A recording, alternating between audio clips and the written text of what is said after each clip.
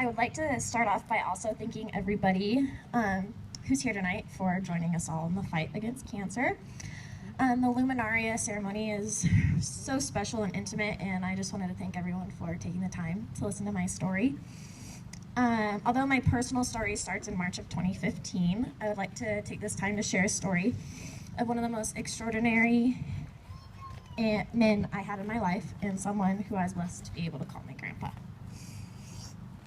My grandpa was the eldest of 14 children, and he was the most genuine, hardworking, generous man that I probably will ever know in my lifetime. I was his only granddaughter, so to say our relationship was special is an understatement. I was lucky to be able to share such a special relationship with this man.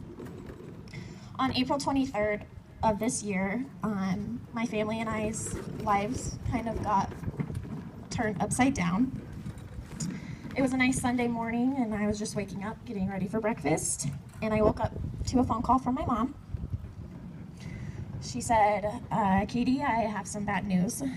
It's your grandpa. He's in the emergency room.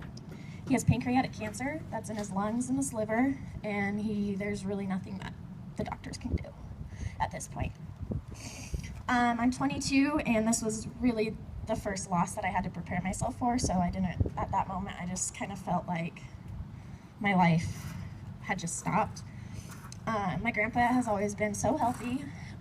He planted flowers the day before my grandma took him to the hospital. So it was another shock to my whole entire family. We proceeded to get the biopsy just so we would know the length of time we would have left to love on him.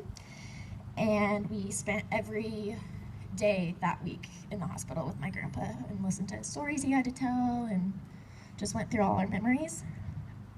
That Wednesday on April 26th, the biopsy came back at around, I still remember, like 2 o'clock in the afternoon.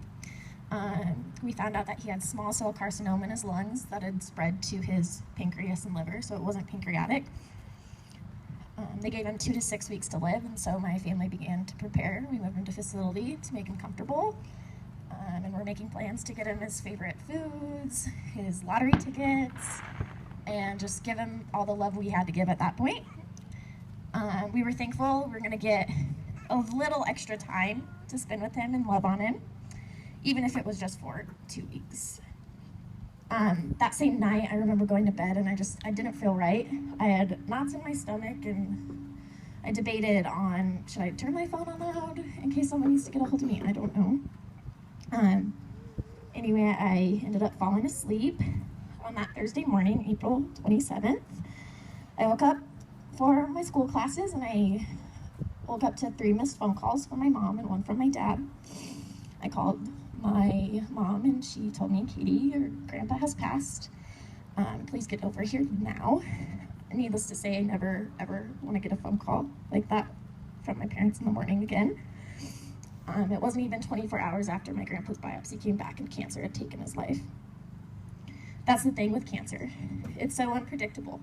I woke up one day being able to see my grandpa anytime I wanted, to the next, my grandpa being gone from my life forever.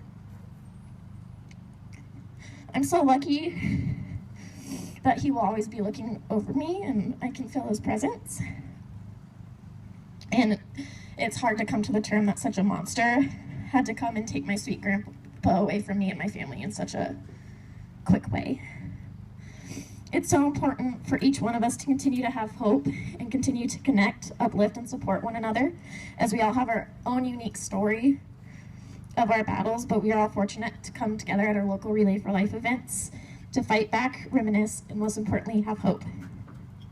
Cancer changes people.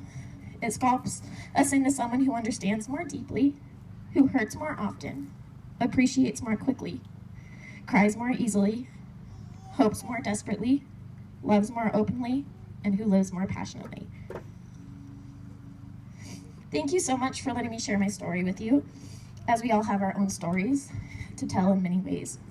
When you look at your Luminaria tonight, please remember, as the light of the candle burns bright in the darkness, we are mindful of the people who have been touched by cancer. Remember loved ones lost to cancer.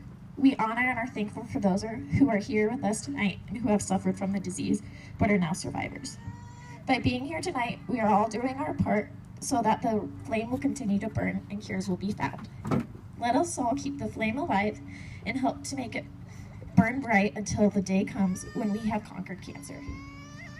Thank you, and please join me in a lap of silence around the track.